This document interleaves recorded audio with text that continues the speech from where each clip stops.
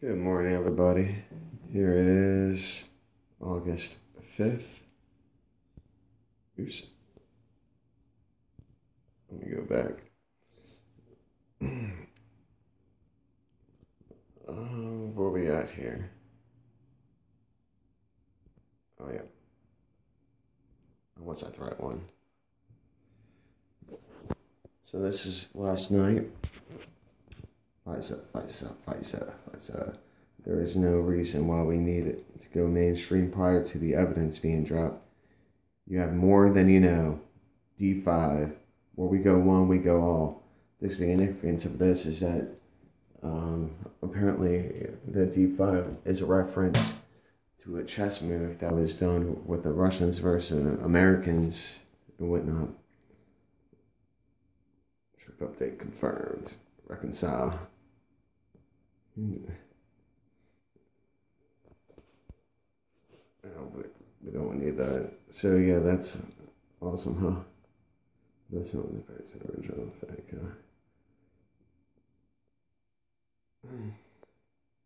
I get that one's will only be used in the event of a shutdown. 06AUG2016. And that's crazy. That's a revolution. The revolution day. Backup test. Be aware of your surroundings. See something, say something. That's in regards to NSA. So those are some of the Q drops. So we're going to go to we're going to go to YouTube and show you some of the morning news. Matthew Leskow. So start off with Chicago. I heard that you were going to sit in front of CNN for 16 hours, but I thought even you are not that stupid. Well, discuss the city, the crisis that it's in, and the carnage that's happening. His Democratic Illinois State. this past weekend, gun violence ripping across Chicago, killing 10 and leaving dozens wounded. One protester who took to the streets on Thursday to try to stop the growing violence had a message for the president. We have to make sure that President Trump recognized that not everyone believes that Chicago is a Trump-free zone. If he's serious about helping the people in Chicago, especially on the west side of Chicago, I accept his help. Wow. Joining us right now to discuss the city, the crisis that it's in. If you want to follow up on that, go right ahead. Just give me some little news tips. And real quick, Brian Christopher, he was a wrestler, the son of Jerry King Lawler. And Brian Christopher committed suicide, so everyone takes suicide very seriously.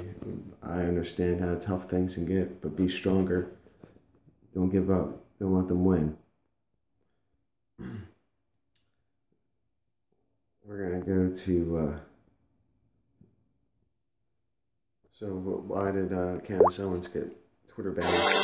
Censoring conservatives yet again. Twitter backtracking after suspending the account of Candace Owens for doing exactly what a liberal did.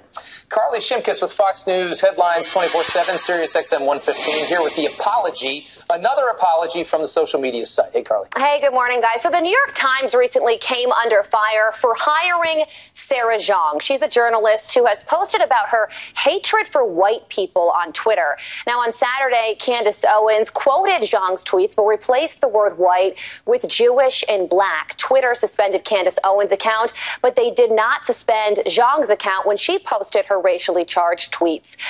The company now saying they made a mistake, but... This is ridiculous. So there was a student protest going on because of reckless driving. Chaos has crippled Dhaka, Bangladesh over the weekend as police and students clash in massive protests for road safety. More than 100 people were reportedly injured in separate demonstrations led mainly by students on August 4th and 5th. Protesters established checkpoints across the city demanding drivers. And then A A convoy carrying the United States ambassador to Bangladesh has been attacked by armed men in Mohammadpur, Dhaka on August 5th. The U.S. Embassy in Dhaka said Ambassador Marcia Bernicat and staff made it out unharmed, but vehicles were left damaged. The attackers, described as adult men, were reportedly on motorcycles. The attack came amid week-long peaceful turned violent protests in the Bangladeshi capital.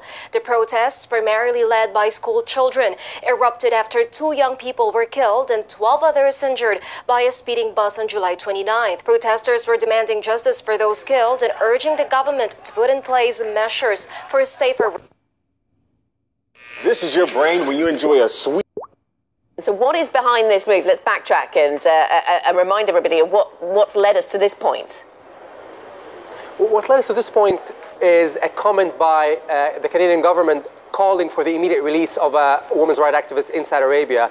And the reaction is what I think was what people weren't expecting it to be this aggressive, basically recalling the Saudi ambassador, expelling the Canadian ambassador from Riyadh and suspending all new trade and investment ties. But this tallies with what we've been seeing over the past, I'd say, a couple of years with more aggressive Saudi foreign policy. We've seen it in Qatar, we're seeing it with Iran, we're seeing it and now with Canada.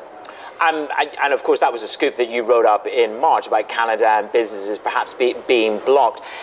How should we interpret this? Because if there's any criticism at all of the leadership of Mohammed bin Salman, this kind of reaction, do you think this reaction is huge, is sort of very big relative to one tweet, one comment? What is the signal that the Saudis want to send to the world today? Well, look, if you're looking at this, there are 2 ways of interpreting it. You say, yes, oh, you know, very limited business ties. You guys have flagged an uptick when it comes to production as well as reserves. Is this the right strategy given that the weakness more globally, US dollar denominated, that we've seen in gold prices recently? Yeah, thanks, Heidi. Thanks for having us on the show. Look, you're right in saying in US terms it has weakened, but I think that's bottomed, and I think there's upside in that US. But in Australia, the whole sector is performing very, very well, very strong. And as you spoke about with margins, we're achieving sort of near 50% EBITDA margins. So we are somewhat insulated with the Australian gold price and our Australian cost base. But it's also a testament to building inventory, building reserves and building production, which there flows through to building cash flow. So the general sector in Australia. People finance their lifestyles with maximum debt. If they get a raise at work, they buy a bigger home. If they get a year-end bonus, they buy a new car or another liability. This applies to people at all levels. They simply do not prepare. They do not live within their means. People who earn hundreds of thousands of dollars per year are still heavily in debt. Their salary might be high, but the things they own are very expensive and require a lot of money to upkeep. When a crisis hits, everyone suffers. This happens every single cycle. People become confident. I want to take you to Florida now, where a strange but natural phenomenon is killing marine life along a 100-mile stretch of coastline. This is called red tide, a raging toxic algae bloom that kills sea life en masse and often turns the water red. I mean, look at these images. Florida and Texas get red tides every year, but this year, it is so bad. Florida Governor Rick Scott has issued an emergency order to combat it. Our Rosa Flores has details. A toxic algae bloom is encroaching on the beaches and marine life of Southwest Florida, and it's being described as the longest-running red tide outbreak since 2006. So what is red tide? It's harmful algae bloom. It happens when algae grows rapidly in the sea and in fresh water. We're on the inland side of Boca Grande now, and it doesn't get any more sad than this. You got probably 1,000-pound manatee here decomposing. The number of dead fish, manatees, and sea turtles continues to... Oh, what do we have here? Oh, looks like House Majority Leader Kevin McCarthy is demanding that Twitter CEO Jack Dorsey publicly testify on Capitol Hill about shadow banning conservatives. I tried to warn you, Jack. As I'm sure you heard 2 weeks ago.